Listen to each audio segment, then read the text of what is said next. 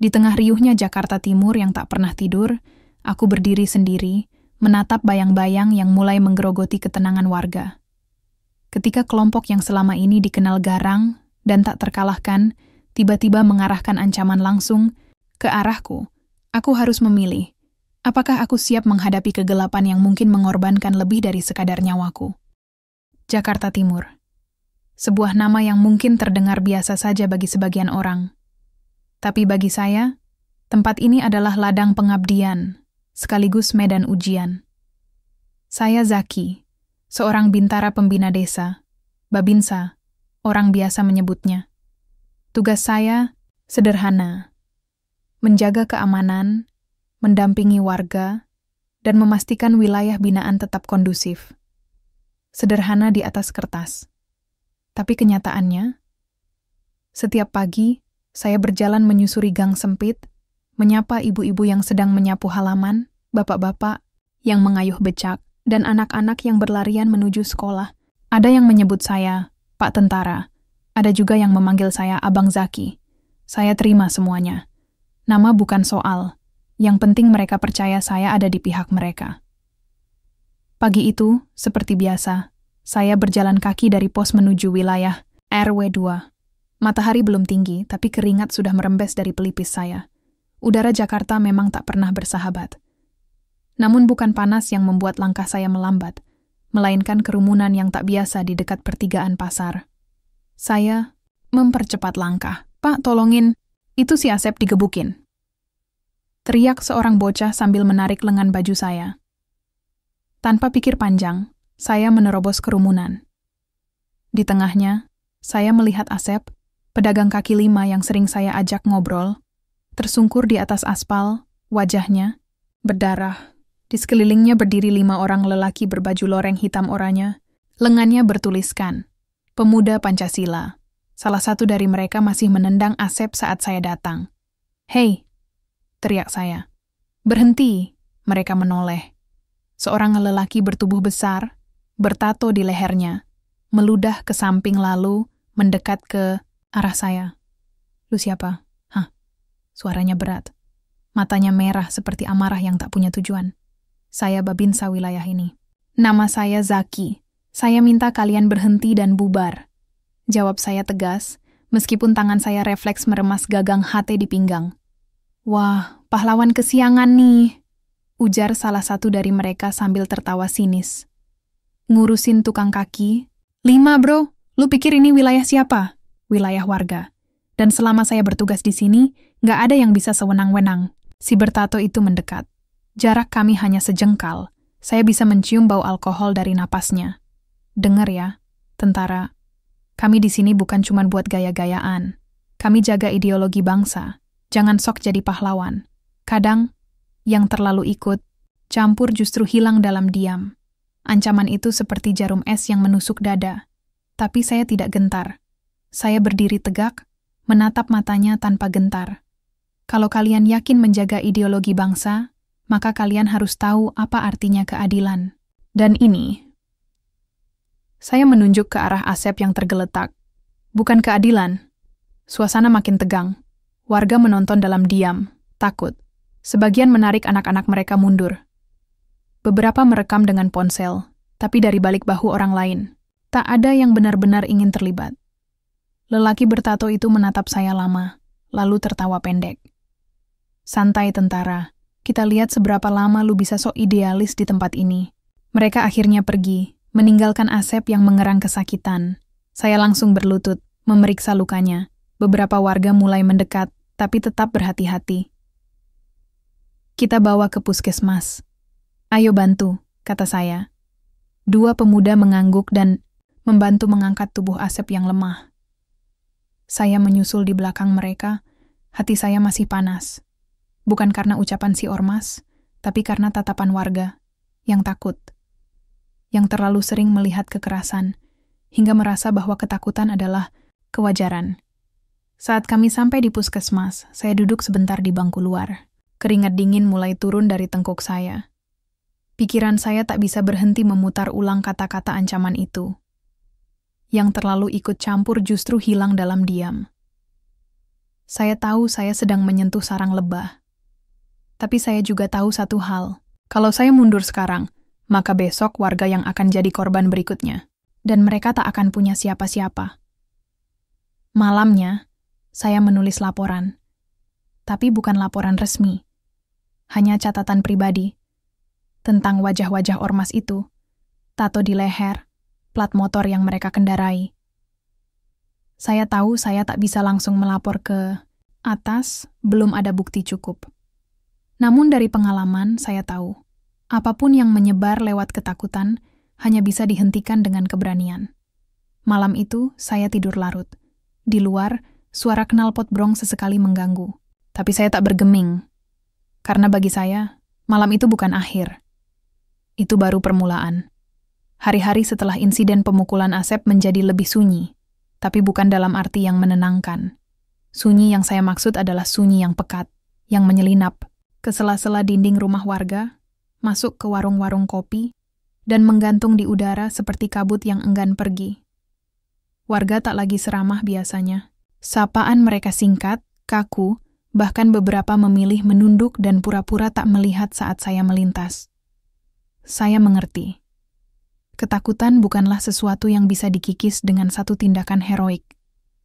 Apalagi di kampung seperti ini, di mana hukum hanya berlaku sejauh siapa yang berani bersuara, dan keberanian adalah barang mewah. Tapi saya tak bisa diam. Saya mulai mendatangi warga satu persatu. Dimulai dari yang saya kenal baik. Pak Rohman, ketua RT yang sempat menjadi relawan saat pandemi, kemudian Bu Lilis, pemilik warung kelontong yang anaknya sering saya ajari membaca, dan Bang Togar, tukang las yang dulunya ex-TNI dan tahu sedikit, banyak soal medan licin seperti ini. Saya temui mereka. Tidak dengan seragam lengkap, hanya mengenakan kaos lengan panjang dan celana santai. Saya duduk di teras rumah mereka, kadang ikut menyuap nasi bersama, kadang hanya menyeduh teh sendiri, sambil menunggu mereka membuka suara. Dan sedikit demi sedikit, cerita mulai mengalir. Waktu itu, Zaki, mereka datang bawa surat sok resmi. Katanya yuran keamanan. Kalau enggak bayar, katanya dagangan bisa kena musibah. Mana berani saya lawan? Ujar Bu Lilis, suara gemetar, tapi matanya menyimpan rasa bersalah. Bang Togar juga menyumbang kisah. Mereka pernah nyatronin anak saya. Ngajak gabung. Katanya biar bermanfaat untuk bangsa. Saya larang keras. Anak saya malah jadi nggak berani keluar rumah. Tiap malam mimpi buruk. Saya catat semua. Bukan hanya di pikiran, tapi di buku kecil yang saya sembunyikan di balik jaket. Nama-nama, lokasi kejadian, jenis ancaman. Saya tahu ini belum bisa jadi alat bukti, tapi paling tidak saya bisa melihat pola mereka. Kemana saja kelompok ini bergerak, siapa saja yang mereka tekan, dan bagaimana cara mereka menancapkan kuku. Namun, tak semua warga mau bicara. Beberapa hanya menatap saya datar. Bahkan ada yang menyindir, "Pak, tentara aja nggak bisa ngapa-ngapain, apalagi kami." Kalimat itu menyayat lebih tajam dari pisau. Tapi saya tak bisa membalas. Karena mereka benar. Saya bukan penyidik. Saya bukan polisi. Saya bukan pemegang kekuasaan. Saya hanya seorang babinsa yang kadang lebih banyak disuruh mengatur ronda daripada mengusut intimidasi. Tapi saya juga tahu, jabatan bukan penentu keberanian. Tindakanlah yang membuktikan siapa kita. Beberapa malam kemudian, saya memutuskan untuk ronda sendiri. Biasanya ada warga yang ikut, tapi kali ini saya menyuruh mereka tetap di rumah. Saya hanya ingin mengamati, dan pengamatan itu tak sia-sia. Sekitar pukul 11 malam, di ujung gang sempit dekat lapangan voli, saya melihat 3 orang berjaket loreng berdiri merapat ke tembok. Salah satu dari mereka menggedor pintu sebuah kios kecil milik Pak Jami. Saya mengenalnya. Laki-laki tua yang menjual rokok dan kopi sachet. Hidup dari uang receh. Saya sembunyi di balik tiang listrik, memperhatikan. Masa udah 2 minggu? Masih, belum bayar juga jam? Suara berat salah satu dari mereka terdengar jelas. "Maaf bang, dagangan sepi. Saya janji bayar beneran." Suara Pak Jami terdengar serak, penuh rasa takut. "Kalau minggu depan nggak lunas, kios ini bisa tiba-tiba kebakaran loh," ujar yang satu lagi sambil tertawa. Saya nyalakan kamera kecil di saku, lalu maju perlahan. "Berhenti," kata saya. Mereka menoleh. Satu dari mereka langsung kabur, dua lainnya terdiam, sejenak ragu. Saya tarik salah satunya ke bawah lampu jalan. Wajahnya muda, mungkin belum 30. Mata kami bertemu. "Nama kamu siapa?" tanya saya pelan, tapi tajam. Dia diam. Saya ulangi, "Nama kamu siapa?" Anwar," jawabnya tergagap. Saya pegang lengannya. "Kamu tahu kamu bisa ditangkap karena ini? Ancaman, pemerasan, intimidasi. Mau saya laporkan sekarang?" Dia tampak panik. "Jangan, Pak. Saya cuma disuruh. Saya butuh uang." Saya mendesah, bukan karena kasihan tapi karena lelah. Lelaki ini bukan pemimpin. Dia hanya bidak. Dan mungkin ada ratusan Anwar lainnya di luar sana yang bergabung bukan karena ideologi, tapi karena lapar. Saya biarkan dia pergi malam itu. Tapi saya catat wajahnya. Keesokan harinya, saya datangi Pak Jami. Lelaki tua itu hanya tersenyum, tapi senyumnya getir. "Terima kasih, Zaki. Tapi kamu hati-hati. Mereka nggak suka diganggu. Apalagi sama yang berseragam." Saya hanya menangguk, lalu pulang. Di rumah dinas saya, malam itu, saya duduk menatap catatan kecil yang mulai penuh. Beberapa nama tertulis jelas, beberapa hanya tanda tanya. Tapi semuanya menuju satu titik. Ada sistem di balik semua ini. Bukan sekadar preman, ini sudah seperti organisasi. Dan saya tahu, jika saya ingin mengungkap semuanya, saya harus lebih dari sekadar babinsa. Saya harus jadi bayangan yang mereka tak duga, pendengar yang tak terlihat, saksi yang tak pernah tidur. Karena satu hal yang pasti, ketakutan hanya bisa tumbang oleh keberanian yang konsisten. Dan saya sudah memilih jalur itu. Pagi itu langit Jakarta Timur diselimuti awan kelabu. Hujan belum turun, tapi suasana sudah berat sejak saya membuka pintu rumah dinas. Entah mengapa, dada saya sesak. Perasaan yang selama ini tak pernah salah. Semacam firasat bahwa sesuatu yang buruk akan datang. Saya menyambar map berisi catatan investigasi yang telah saya susun selama 2 pekan terakhir. Di dalamnya, ada foto-foto anggota ormas yang saya ambil diam-diam, kronologi kejadian, daftar nama korban, dan pola ancaman yang berulang di beberapa RW. Meskipun bukti ini belum sempurna, saya yakin cukup kuat untuk setidaknya menjadi perhatian. Atasan tujuan saya pagi itu adalah Koramil. Saya bukan orang yang senang mencari pujian atau berharap balasan. Tapi saya percaya pada rantai komando. Percaya bahwa setiap langkah benar harus mendapat dukungan dari atas, agar keadilan tidak hanya jadi wacana kosong. Koramil itu tak besar, hanya bangunan 2 lantai yang catnya mulai pudar. Saya naik ke lantai 2, menuju ruang Dan Ramil, komandan. Rayon militer saya, Mayor Budi. Saya ketuk pintunya pelan. "Masuk," terdengar suaranya dari dalam. Saya masuk, memberi hormat. "Selamat pagi, komandan." Mayor Budi mendongak dari balik meja. Wajahnya letih, kantung matanya tebal, seperti kurang tidur seminggu penuh. Tapi ia tetap membalas salam saya dengan anggukan. "Zaki, duduk." Saya duduk, membuka map di meja. "Saya ingin melaporkan situasi yang berkembang di wilayah tugas saya, Pak. Tentang aktivitas ormas yang sudah mengarah pada tindak pidana." Ia tak langsung merespons, hanya memandangi foto-foto yang saya sodorkan. Beberapa detik ia hanya membolak-balik halaman, sampai akhirnya ia menutup map itu dan mendesah berat.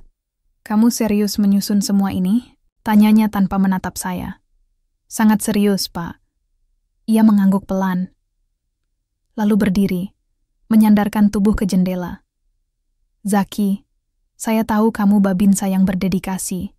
Mungkin terlalu berdedikasi. Tapi kamu harus mengerti, Jakarta ini bukan kampung halamanmu. Di sini, hal-hal seperti ini rumit." Saya diam, menunggu. Kelompok yang kamu hadapi bukan anak-anak muda biasa. Mereka punya orang dalam. Di pemerintahan, di kepolisian, bahkan ia berhenti sejenak. Di militer juga ada yang pasang badan. Saya terkejut. Tapi saya tahan ekspresi saya. Maksud saya, kamu harus berhati-hati. Jangan sampai niat baikmu jadi bumerang. Dengan segala hormat, Pak, Suara saya terdengar lebih tajam dari yang saya rencanakan. Kalau kita tahu ada kejahatan, tapi kita diam karena takut politik atau koneksi, lalu apa bedanya kita dengan mereka? Mayor Budi menatap saya, matanya dingin. Jangan ajari. Saya soal idealisme, Zaki. Saya sudah makan asam garam dunia ini sebelum kamu lulus pendidikan. Kamu tahu apa yang terjadi pada Babinsa yang dulu bertugas di daerah itu sebelum kamu? Saya menggeleng. Dia terlalu dalam menyelidiki. Akhirnya, dia dipindahkan secara hormat. Tapi tak sampai 6 bulan, dia ditemukan gantung diri di rumah kontrakannya. Tak ada yang bisa buktikan itu bukan tekanan. Tak ada yang bisa bela dia, karena dia bergerak sendirian. Saya terdiam, bukan karena takut, tapi karena mulai menyadari. Ini bukan sekadar soal ormas. Ini jaringan gelap. Akar yang dalam. Dan saya mungkin sudah menginjaknya. Mayor Budi kembali duduk. Zaki, kamu masih muda. Masa depanmu panjang. Jangan habiskan energi buat hal yang kamu nggak bisa ubah sendirian. Fokus pada hal-hal kecil. Bina masyarakat, buat program bermanfaat. Jangan cari musuh. Saya menatap map yang kini tertutup.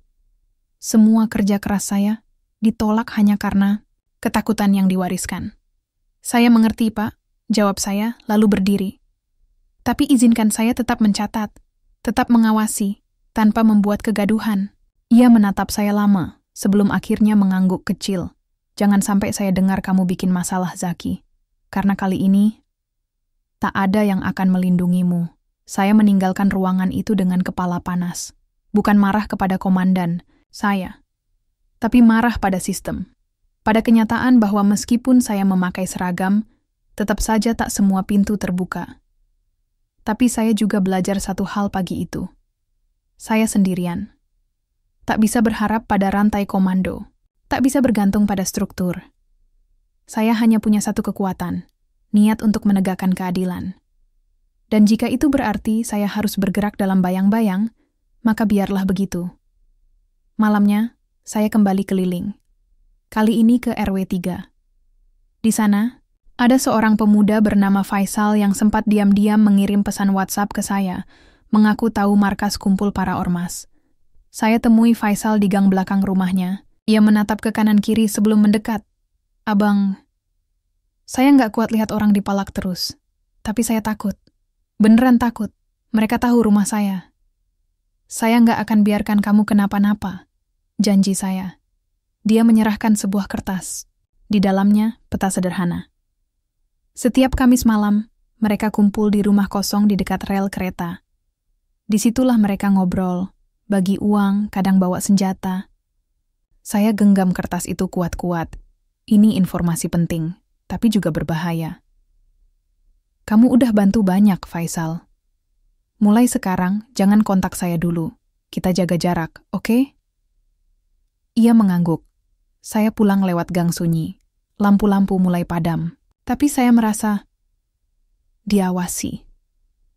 Seperti ada mata yang mengintai dari balik tirai rumah, dari balik dinding-dinding beton. Dan saat saya membuka pagar rumah dinas, saya menemukannya. Seekor ayam mati, digantung di pintu. Darahnya masih menetes. Saya tak butuh waktu lama untuk tahu artinya. Ini bukan lelucon, ini peringatan. Saya buang ayam itu ke tong sampah. Lalu masuk, mengunci pintu, dan duduk di lantai ruang tamu. Untuk pertama kalinya, saya merasa dingin menjalari tubuh saya. Tapi saya tahu satu hal. Mereka takut. Kalau tidak, mereka tak akan repot-repot mengancam saya. Dan kalau mereka takut, artinya saya sedang berjalan di jalur yang benar. Pagi itu, udara Jakarta Timur terasa lebih panas dari biasanya. Matahari seolah menegaskan betapa berat beban yang harus saya pikul. Saya berjalan pelan di sepanjang jalan yang mulai dipenuhi aktivitas warga.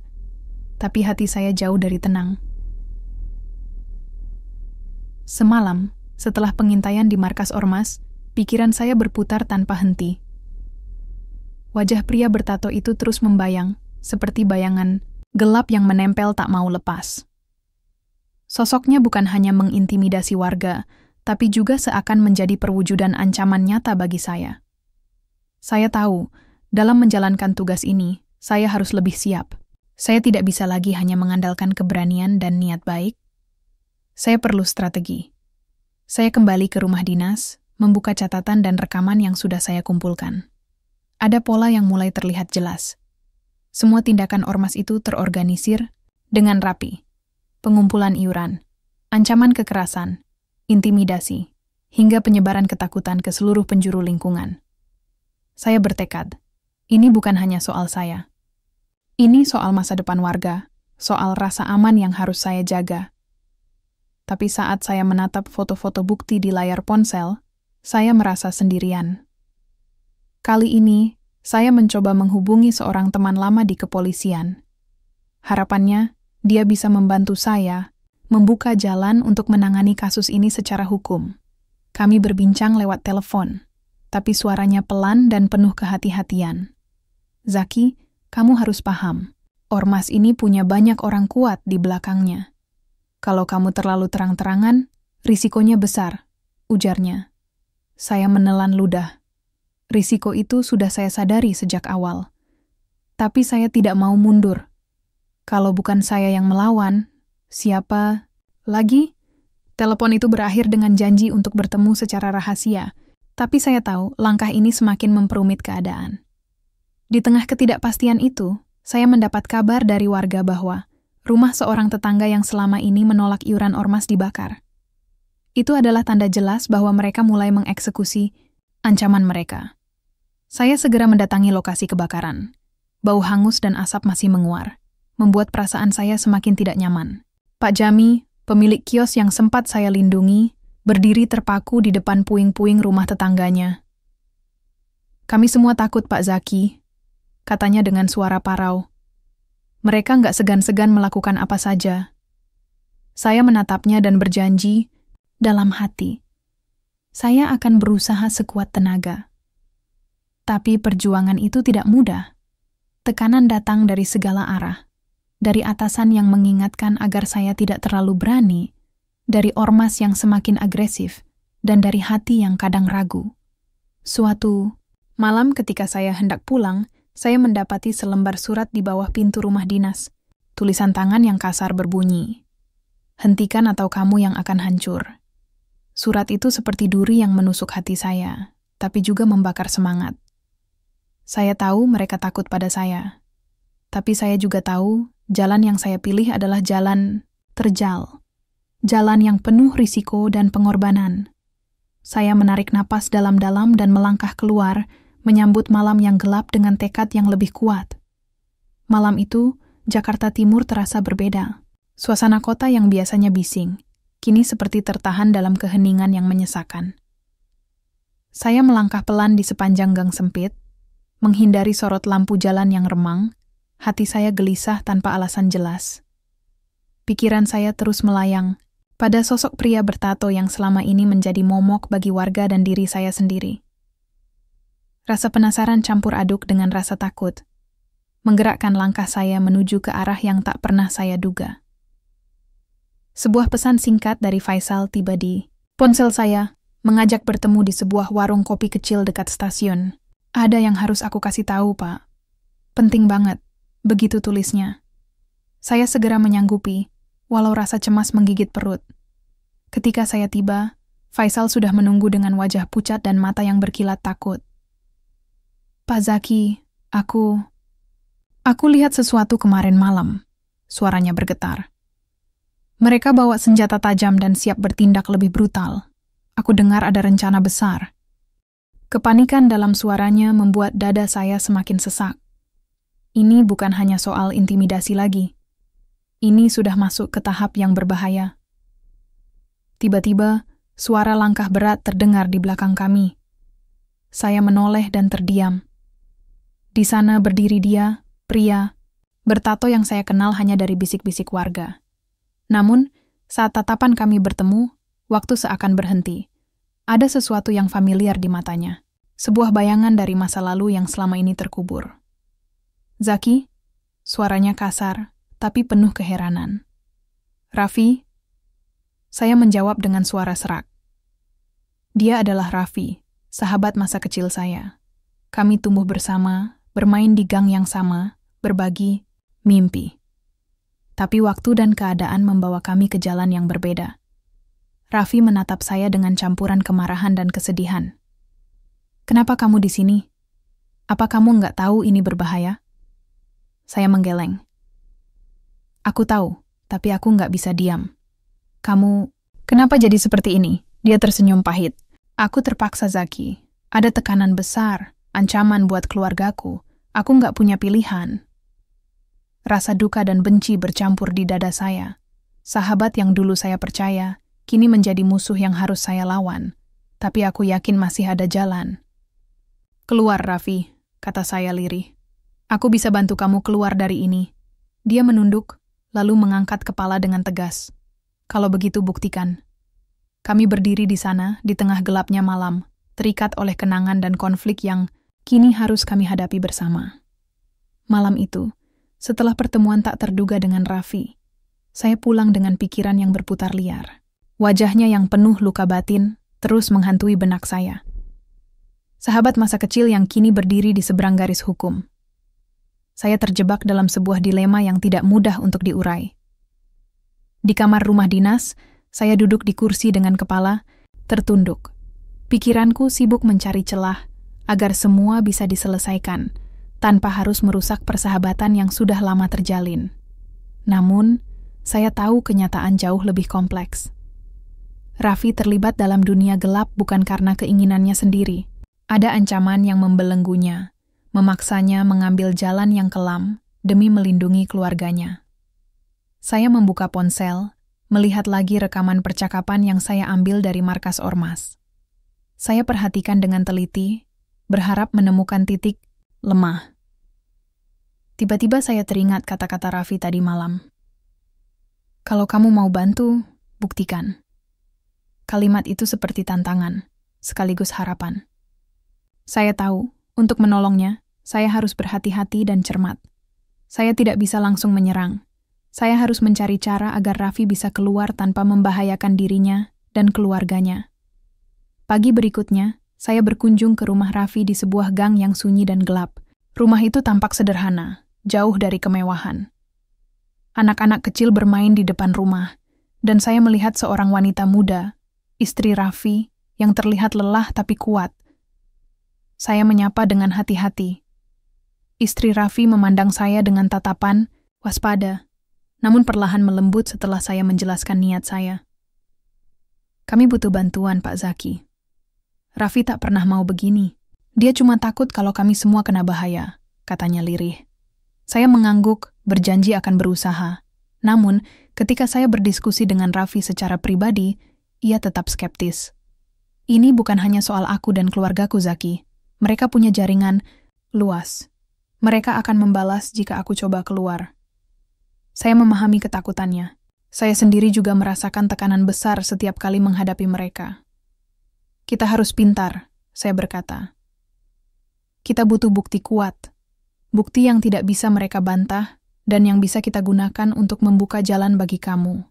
Raffi diam sejenak lalu mengangguk pelan. "Kalau begitu, mulai dari mana?" Saya tersenyum tipis. "Dari dalam." Kami sepakat saya akan mencoba lebih dekat dengan mereka, mengumpulkan informasi dari dalam ormas dengan bantuan Raffi yang akan memberikan kode dan petunjuk rahasia. Hari-hari berikutnya berubah menjadi sebuah permainan berbahaya. Setiap langkah, kami harus hati-hati. Setiap percakapan harus diukur. Saya berusaha menjaga sikap agar tidak mencurigakan, sementara Raffi menjadi mata dan telinga yang memberitahu kapan situasi mulai membahayakan. Suatu malam, saya diundang dalam sebuah pertemuan tertutup anggota ormas. Saya duduk di ruangan yang remang, dikelilingi pria-pria yang wajahnya dingin dan penuh ketegangan. Di sana saya melihat betapa dalam dan seriusnya jaringan itu. Pembicaraan mereka tentang pengumpulan dana ilegal, tekanan kepada pejabat lokal, dan rencana untuk menguasai beberapa wilayah semakin jelas. Tiba-tiba, seorang pria yang saya kenal, sebagai anak buah Raffi berdiri dan berkata, "Ada informasi penting dari lapangan. Kita harus tindak cepat." Saya menahan napas. Ini saatnya untuk merekam. Namun, Seorang pria besar dan kasar melirik ke arah saya, membuat saya merasakan tatapan penuh curiga. Detik-detik itu terasa seperti mimpi buruk. Ketika pertemuan selesai, saya segera menelepon Raffi. "Situasi panas, aku butuh arahan. Jangan panik. Ikuti instruksi aku," jawabnya. Malam itu saya tidur dengan pikiran berputar cepat. Saya sadar permainan ini bukan hanya soal melawan ormas, tapi juga melindungi sahabat yang saya cintai sebagai keluarga. Namun, tidak semua berjalan mulus. Beberapa hari kemudian, saya mendapat kabar buruk. Faisal, si informan yang dulu memberi petunjuk, ditemukan dalam kondisi luka parah di pinggir jalan. Tidak ada yang tahu siapa pelakunya, tapi jelas ini peringatan keras. Saya melangkah ke rumah sakit, melihat Faisal terbaring dengan perban menutupi sebagian wajahnya. Matanya terbuka, menatap saya penuh rasa takut. "Pak Zaki, aku salah. Aku nggak seharusnya ikut campur," katanya pelan. Saya menggenggam tangannya erat. "Kamu sudah berani. Itu sudah lebih dari cukup." Tapi dalam hati saya tahu ancaman semakin dekat. Jalan yang kami tempuh semakin berbahaya. Di tengah tekanan yang semakin mencekik, Raffi dan saya tetap berkomunikasi, saling menguatkan. Kami berbagi rencana dan saling mengingatkan agar tidak lengah. Dilema moral semakin menekan dada saya.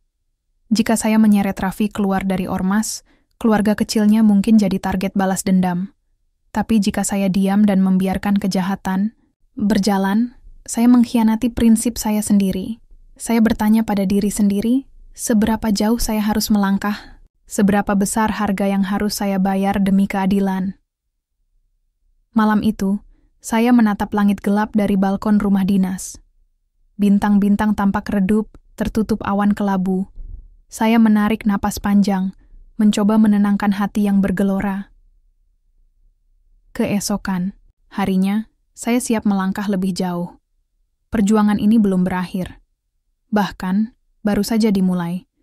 Udara malam itu terasa dingin, menusuk hingga ke tulang.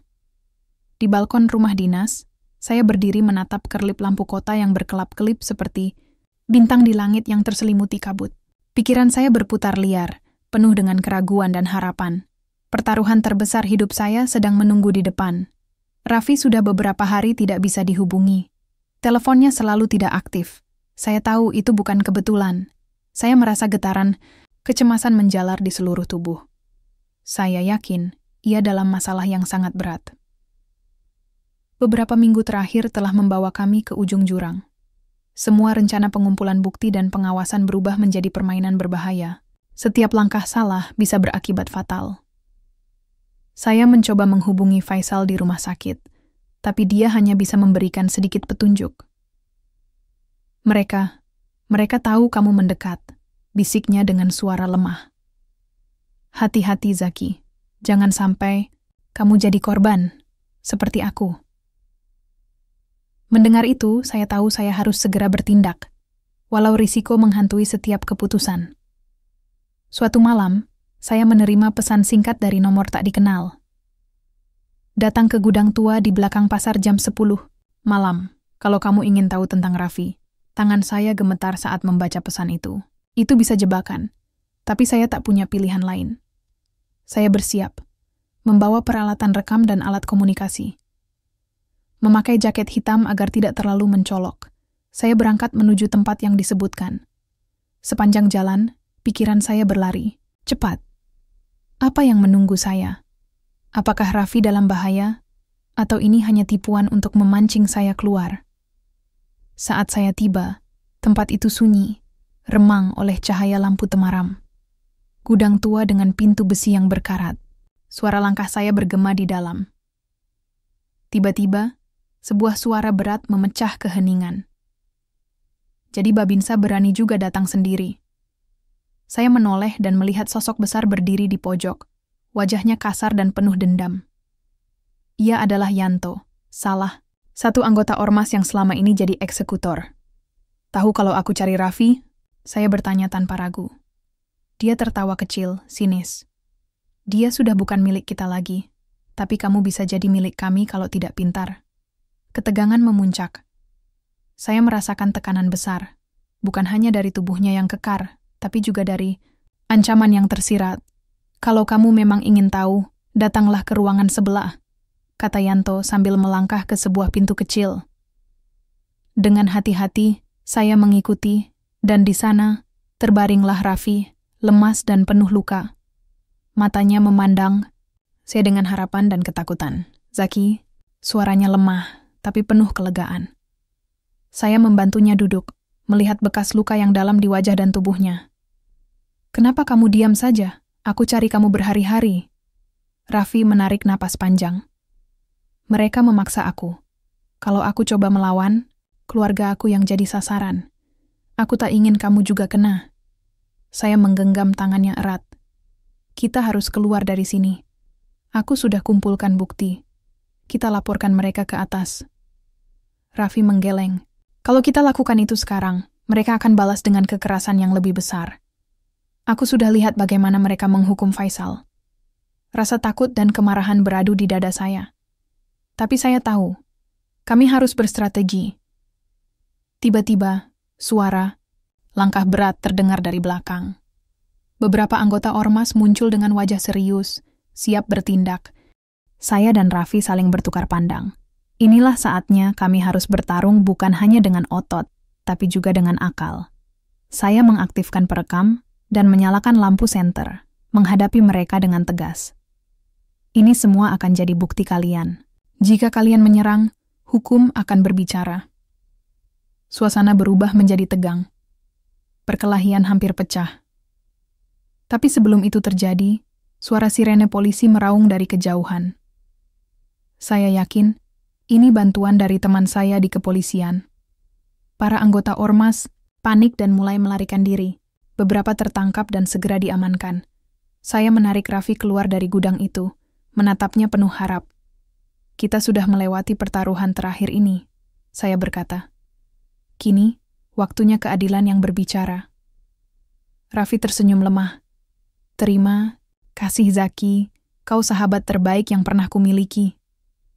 Pagi itu, sinar matahari menembus tirai jendela rumah dinas dengan lembut. Setelah malam penuh ketegangan dan adrenalin, rasanya aneh bisa menikmati tenangnya pagi di tengah Jakarta Timur yang riuh. Tapi dalam hati, saya tahu perjuangan belum sepenuhnya usai. Penangkapan anggota ormas yang terjadi di Gudang Tua kemarin malam adalah kemenangan besar, tapi hanya sebuah babak awal. Banyak yang harus dibenahi, dan banyak luka yang harus disembuhkan, terutama bagi Raffi dan keluarganya. Saya duduk di meja makan bersama Raffi dan istrinya. Suasana masih canggung, tapi ada secercah harapan yang tumbuh di antara kami. "Terima kasih sudah berani menghadapi semuanya," ucap saya pelan. Raffi mengangguk, wajahnya terlihat lebih ringan dari sebelumnya. "Aku juga berterima kasih. Tanpa kamu, aku mungkin sudah tenggelam dalam kegelapan itu." Kami mulai merencanakan langkah-langkah selanjutnya. Raffi harus menjalani pemulihan fisik dan mental.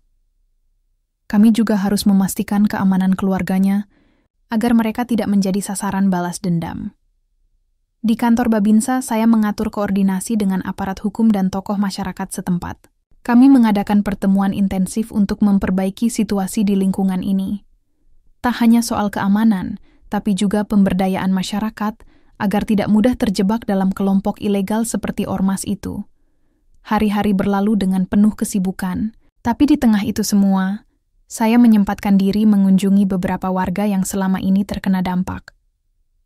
Mereka menyambut dengan senyum lega, bercerita tentang harapan mereka untuk kehidupan yang lebih damai.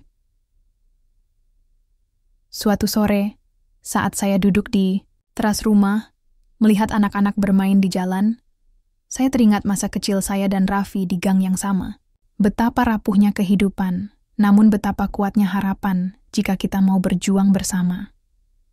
Meski perjalanan masih panjang, saya percaya setiap langkah kecil adalah pondasi untuk masa depan yang lebih baik. Tiba-tiba, ponsel saya bergetar. Pesan dari atasan, mengapresiasi keberanian dan kerja keras saya. "Tetap jaga semangat, Zaki. Ini baru permulaan." Saya tersenyum, merasa lega dan termotivasi. Tugas saya bukan hanya melawan kegelapan, tapi juga menyalakan cahaya untuk orang-orang yang membutuhkan. Dan saya siap untuk itu. Waktu seolah berjalan lebih lambat ketika saya melangkah keluar dari ruang sidang. Suara langkah saya bergema di lorong gedung pengadilan, bercampur dengan bisik-bisik orang yang berkerumun. Di luar, sinar matahari pagi membanjiri kota, menyapu segala kegelapan yang sempat menyelimuti hati dan pikiran saya selama berbulan-bulan terakhir. Perjuangan kami untuk menegakkan keadilan akhirnya mencapai babak baru. Raffi dan beberapa anggota ormas yang terlibat kini menghadapi proses hukum yang adil, tanpa tekanan dan intimidasi. Saya melihat itu bukan sebagai kemenangan pribadi, melainkan kemenangan bagi masyarakat yang selama ini menanti perubahan. Setelah semua yang kami lalui, ketakutan, pengkhianatan dan duka, akhirnya ada harapan yang mulai tumbuh meski masih rapuh. Saya duduk di bangku taman, menikmati udara pagi yang sejuk, merenungkan perjalanan hidup yang tidak pernah mudah, tapi penuh makna. Raffi kini telah resmi menjadi saksi kunci dalam kasus ini. Meskipun berat, ia memilih jalan yang benar demi keluarganya dan masa depan yang lebih cerah. Saya tahu, keputusan itu tidak mudah bagi dia. Saya pernah merasakan keraguan yang sama, di persimpangan moral yang mengoyak jiwa, tapi keberanian untuk berubah, untuk bertanggung jawab, itulah yang membuat kita manusia. Beberapa waktu lalu, kami mulai membangun kembali kehidupan. Raffi dan keluarganya pindah ke tempat yang lebih aman, dengan perlindungan yang ketat. Saya turut membantu mereka dalam proses adaptasi, sekaligus memastikan mereka mendapatkan bantuan psikologis dan sosial. Di lingkungan sekitar, suasana perlahan berubah. Masyarakat yang dulu takut kini mulai berani bersuara. Anak-anak bermain di jalan tanpa was-was, para orang tua mengadakan gotong royong, dan para tokoh masyarakat aktif mengadakan program pemberdayaan. Kami bersama-sama menanam benih perubahan, meski butuh waktu untuk tumbuh kuat. Pekerjaan saya sebagai Babinsa semakin terasa berat, namun juga lebih bermakna. Saya tidak hanya bertugas menjaga keamanan, tetapi juga menjadi jembatan antara pemerintah dan masyarakat, menjadi sahabat dan pelindung dalam satu waktu. Suatu sore, saya menerima kunjungan dari Raffi. Wajahnya terlihat lebih cerah, meski masih ada bekas luka yang tersisa dalam hati. Kami duduk di teras rumah dinas, mengobrol tentang masa depan dan mimpi-mimpi yang sempat terkubur. "Kau tahu, Zaki," katanya lirih, "aku berterima kasih lebih dari kata-kata bisa ungkapkan. Kau bukan hanya teman lama, tapi penyelamat bagi hidupku dan keluargaku." Saya tersenyum, menepuk bahunya. "Kita semua berhak mendapatkan kesempatan kedua, Raf. Dan aku yakin kau bisa menjadi contoh bahwa perubahan itu nyata." Matahari mulai tenggelam di balik gedung-gedung, mewarnai langit dengan nuansa oranye keemasan. Saya merasa ada ketenangan yang sulit digambarkan. Sebuah damai yang lahir dari perjuangan dan pengorbanan. Namun, saya tahu cerita ini bukan hanya milik saya atau Raffi. Ini adalah kisah tentang keberanian melawan ketidakadilan, tentang persahabatan yang diuji oleh waktu dan cobaan, tentang harapan yang selalu ada meski dalam kegelapan. Saya menatap ke depan, menyadari bahwa setiap langkah kecil yang kami ambil hari ini akan menjadi fondasi bagi generasi yang akan datang. Saya berjanji pada diri sendiri untuk terus menjaga api semangat ini, untuk terus berjuang demi tanah tempat saya dan orang-orang tercinta bermimpi. Langit malam mulai menyelimuti kota. Bintang-bintang mulai muncul satu persatu, seperti saksi, bisu perjalanan panjang yang telah kami tempuh. Saya menarik napas dalam, merasakan dinginnya udara dan hangatnya harapan yang menyala di dalam dada.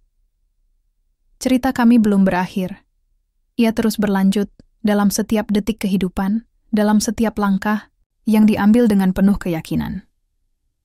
Di ujung jalan ini, saya melihat cahaya yang tidak hanya menerangi gelap malam, tapi juga hati dan jiwa yang pernah terluka.